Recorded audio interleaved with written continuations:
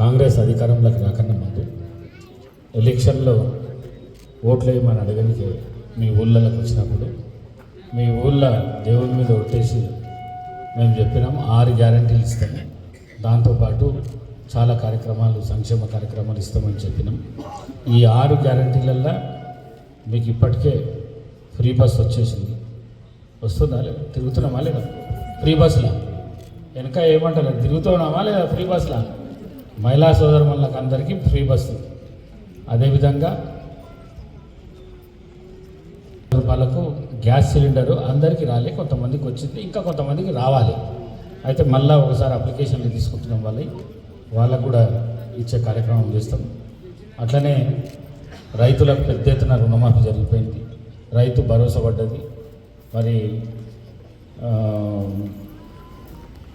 అని చెప్పిన పాత ప్రభుత్వం ఉన్నప్పుడు ఇందిరమ్మ ఇండ్లు డబుల్ బెడ్రూమ్లు ఇస్తామని చెప్పి మనకి ఇవ్వలేదు, కానీ ఈ రాష్ట్ర ముఖ్యమంత్రి రేవంత్ రెడ్డి గారు ఇందిరమ్మ ఇండ్లు ఇస్తామన్నాడు. ఇది ప్రతి ఏడాది జరిగే కార్యక్రమం. ఇది 15, 20, 30, 40 దాకా ఇచ్చినాము.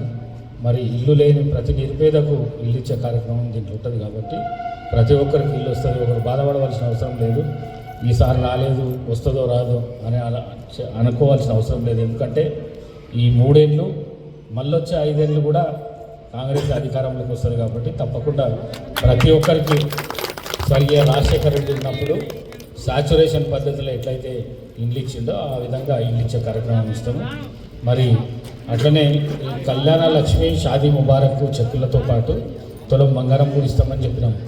ఆ రోజు చెప్పినాం మేము, కానీ 2.5 సంవత్సరాలు అయినా ఇంకా తులం బంగారం వస్తలేదనే ఆలోచన మీకు ఉన్నది. అట్లనే మహిళా సోదరులకు ఇంటి యజమానులకు 2,500 రూపాయలు ఇస్తామని చెప్పినాం. మీకు ప్రతి నెల ఇల్లు గడవడానికి 2,500 ఇస్తామని చెప్పినాం. కార్యక్రమాలు ఆగిపోయినాయి. ఎందుకు ఆగిపోయినాయి అంటే 10 సంవత్సరాలు ఏర్పాటు చేసిన పాలించిన ప్రభుత్వం ఏదైతున్నదో, ఇంతకుముందు పేరు చెప్పొద్దు నేను, ఇంతకుముందు చేసిన వాళ్ళు ఎవరైతే ఉన్నారో వాళ్ళు ఈ రాష్ట్రాన్ని పెద్ద ఎత్తున అప్పుల పాలు చేసిపోయారు. కాబట్టి ఆ అప్పులు మిత్తులు కట్టడానికనే సరిపోతున్నది ఇప్పుడున్న ముఖ్యమంత్రి రేవంత్ రెడ్డికి.